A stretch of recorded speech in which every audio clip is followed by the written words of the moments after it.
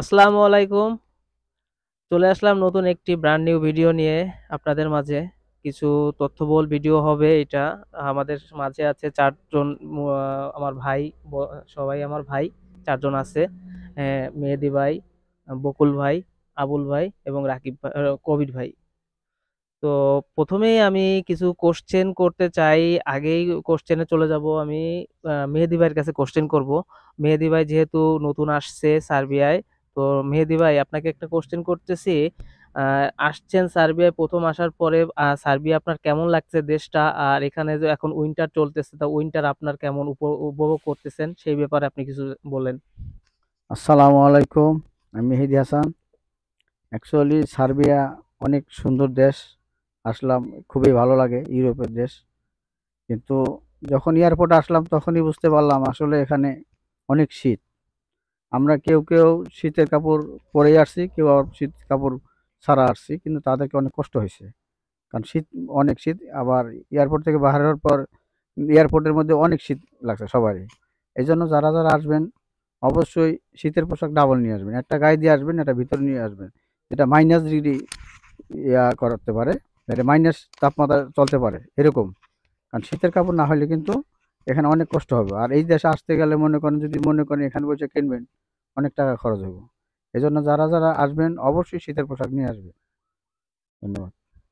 ধন্যবাদ মেহেদী ভাই, আপনার সুন্দর বক্তব্য রাখার জন্য। আপনার কথাগুলো আসলেই অনেক গুরুত্বপূর্ণ। যারা এই মেহেদী ভাইয়ের কথাগুলো শুনছেন বা শুনবেন পরবর্তীতে, তো এই কথাগুলো মাথায় রেখেই আপনারা শপিং করবেন দেশে বসে, তারপরেই আপনারা আসবেন। মানসিক দিক থেকেও প্রস্তুতি নিয়ে আসবেন, ঠান্ডার দেশ। তো আমি চলে যাচ্ছি এখন বকুল ভাইয়ের কাছে। বকুল ভাই, শুনলাম নাকি দেশ থেকে এখন নতুন যারা ফাইল জমা দিচ্ছে এম্বাসিতে, যাদের বই জমা পড়বে, তাদের নাকি এসএসসি সার্টিফিকেট লাগতেছে। আরো আনুষঙ্গিক অনেক কিছুই লাগতেছে। সেই ব্যাপারে আপনি যদি কিছু দর্শকদের বলতেন। ধন্যবাদ সজীব ভাইকে। উম, আর সজীব ভাইয়ের এই ভিডিওটা যারা যারা দেখেন, সবার কাছে আমার অনুরোধ থাকবে, সবাই চ্যানেলটাকে সাবস্ক্রাইব করবেন। আর হচ্ছে কমেন্ট করবেন, কিছু জানার থাকলে তার কাছ থেকে অবশ্যই কোশ্চেন করবেন, অবশ্যই সব কিছুরই উত্তর পাবেন। আর হচ্ছে সজীব ভাই আমাকে জিজ্ঞেস করছে যে নতুন ফাইল যারা জমা দেয়, তাদের উদ্দেশ্যে আমি বলতেছি যে হচ্ছে এখন যারা হচ্ছে এসএসসির নিচে আছে, মানে এসএসসি পরীক্ষা দেয় নাই, সার্টিফিকেট নাই, তাদের হচ্ছে ভিসা হচ্ছে না, তাদের হচ্ছে ফাইল ফেরত দিয়ে দিতেছে, আমরা যতটুকু জানতেছি এখান থেকে। আর হচ্ছে এখন যারা জমা দিতেছে তাদের হচ্ছে এসএসসি সার্টিফিকেট লাগে, এসএসসি সার্টিফিকেট লাগবে, এটা মাস্ট। এটা না হলে এখানের ভিসা হবে না, সার্বিয়ার ভিসা হবে না, বর্তমান নতুন আপডেট। ঠিক আছে? আরো অনেক কিছুই লাগে। তো মেডিকেলও মোটামুটি এম, কোনো এজেন্সি করায়, কোনো এজেন্সি করায় না। এটা আর কি বুঝা শুনা। হ্যাঁ ঠিক বকুল আছে? ভাই, তো এখন কত খরচ হচ্ছে এক নতুন ফাইল জমা দিতে গেলে? কত করে খরচ এখন ধরা হচ্ছে এখন agency per head? Per head maybe, আমি যতটুকু শুনছি, দেশ থেকে ফোনে জানছি যে এরকমই 9 লাখ, 9.5 লাখ, 10 লাখ এরকম করে নিতেছে। ও আচ্ছা, ধন্যবাদ বকুল ভাই। অনেকেই কোশ্চেন করে কত করে খরচ হলো, আপনারা কিভাবে আসলেন। তো ধন্যবাদ বকুল ভাই, খুব সুন্দর করে বলছেন। তো এখন আমি চলে যাব আবুল ভাইয়ের কাছে। তো আবুল ভাই, আপনিও তো সার্বিয়ায় নতুন আসছেন। তো সার্বিয়ায় আসতে গেলে কি মেডিকেল করানো লাগে? ধন্যবাদ সুজিব ভাই। মানে আপনার হলে এই সার্বিয়া বলতে ইউরোপে আসলে আপনার মেডিকেল এই এজেন্সি করায়, আর কত এজেন্সি করায় না। তো কেয়ারফুল কেউ কিন্তু এই মেডিকেল করাবেন না, কি লিখে এই সার্বিয়াতে বা ইউরোপে আসলে কোনো মেডিকেল লাগে না। প্লাস এখানে আসলে কিছু কিছু কোম্পানি আছে, এরা এই টেস্ট করাইয়া মেডিকেল করাইয়া কিন্তু এটা টিআরসি কার্ড করায়। হ্যাঁ, যে ক্ষেত্রে আপনারা খুব সচেতন থাকবেন দর্শক। তো এই ইউরোপে আসলে বা সার্বিয়া আসলে যে কোনো আপনার বলকান দেশে আসবেন, আপনার কিন্তু মেডিকেল করে না। প্লাস ওগো কিন্তু একটা স্বার্থের কারণে ওরা মেডিকেল করায় বা ওগো একটা বেনিফিট আসে। হয়তো মেডিকেল করতে লাগে ওয়াল নিয়ে হলে 1500 থেকে 2000, আপনার কাছে কিন্তু 10,000 নিয়ে যায়। সুতরাং আপনারা কেয়ারফুল হবেন, আপনারা ওই এজেন্সির সাথে ভালো করে কন্ট্যাক্ট করবেন যে এটা তো অনেক বলছে যে যারা সার্বিয়াতে থাকে তারা কিন্তু বলছে যে এই মেডিকেল হয় না। তো আপনারা কিসের জন্য আপনারা মেডিকেল করাইবেন? আপনার কিসের স্বার্থ? কিসের আপনার ওর স্বার্থ কইটাই। যে আপনারা হয়তো 10,000 টাকা দিবেন, লাগে মাত্র 1500 বা 2000। আপনার ওই বাদ বাকি টাকা ওই এজেন্সি আলাদা বা যে এজেন্ট আছে তারা, দালাল বা যাই বলেন, তারা কিন্তু এটা খায়। তো কেয়ারফুল, আপনারা কেউ মেডিকেল করবেন না, আসার সময় কোনো মেডিকেল হয় না। প্লাস এখানে আসলে আপনার মেডিকেল কিছু কিছু কোম্পানি করায়, কিছু কিছু কোম্পানি করে না। তো কেয়ারফুল, সাবধান, এই ব্যাপারে আপনারা খুব সতর্ক থাকবেন। ধন্যবাদ সুদীপ ভাই।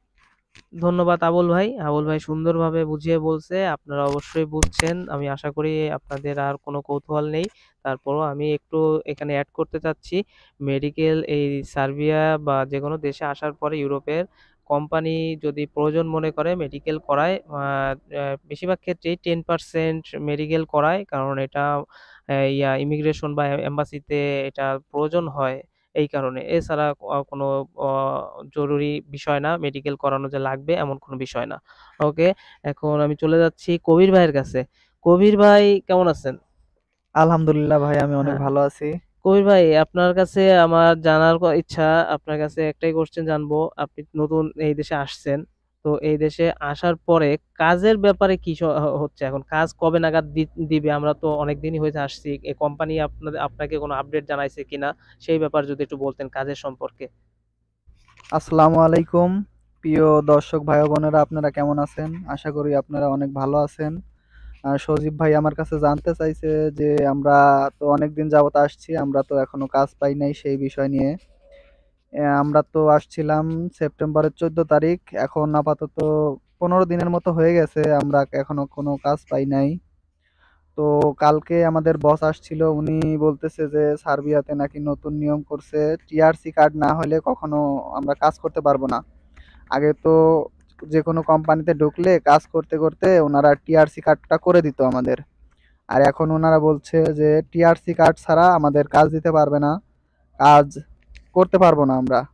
তো আমরা বসকে জিজ্ঞাসা করলাম যে বস তাহলে আমাদের কতদিন লাগতে পারে? উনি বলছে যে 1 সপ্তাহের মতো লাগবে, আরো 1 সপ্তাহ পর আমাদের টিআরসি কার্ড হইলে আমরা যেই যেই কর্মস্থল আছে সেখানে গিয়ে কাজ করতে পারবো, আমাদের আর কোনো সমস্যা হবে না। এই জন্য আর কি আমরা এতদিন বসে আছি। অনেকেই এই প্রশ্নটা আমাদের করে থাকেন যে আপনারা এতদিন হলো গেছেন, কোনো কাজ নাই, তার মানে ইউরোপের এই সার্বিয়াতে হয়তো মনে হয় কাজের সমস্যা, শ্রমিক লাগবে না। এটা আসলে ভুল ধারণা। এখানে অনেক শ্রমিকের সংকট আছে। এটা নিউজ পেপারেও সরকারিভাবে প্রচার হয়েছিল যে সার্বিয়াতে 1 লক্ষ শ্রমিকের দরকার। তো এটা এটা সত্য ঘটনা।